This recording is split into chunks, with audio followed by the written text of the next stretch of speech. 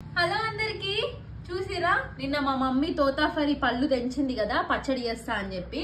అయితే ఆ పచ్చడికి సన్న సన్న ముక్కలు తరుక్కోవాలండి ఇందులో ఏం లేదు తెలుసా ఉప్పు కారము ఆవ పొడి మెంతు పొడి జీలకర్ర పొడి సింపుల్ గా ఇంట్లోనే మనం పచ్చళ్ళు చేసుకొని తినాలి అనుకున్నాను సింపుల్ గా ఇట్లా వేసుకొని మంచిగా ఇక్కడ చూసిరా పోపు జీలకర్ర ఆవాలు ఇందులో ఎల్లిపాయలు పచ్చిమిరపకాయలు ఇట్లా వేయించుకోవాలి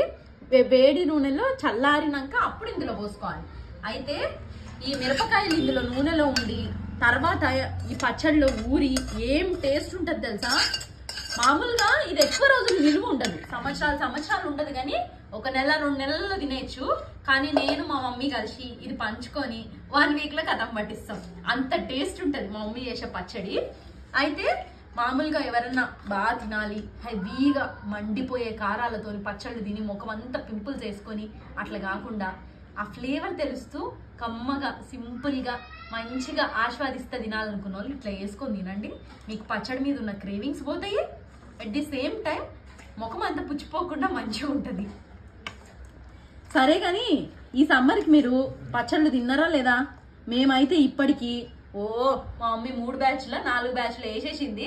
తోటలో మామిడికాయలు కాస్తా ఉన్నాయి మా మమ్మీ పచ్చళ్ళు పెడతానే ఉంది ఆ కమ్మటి టేస్ట్ మేము తింటూనే ఉన్నాం అయిపోగొడుతూనే ఉన్నాం మరి ఈ సమ్మర్కి మీరు ఎన్నిసార్లు పచ్చళ్ళు పెట్టుకున్నారు ఇంకా పెట్టుకున్నారా లేదా కామెంట్ చేసేయండి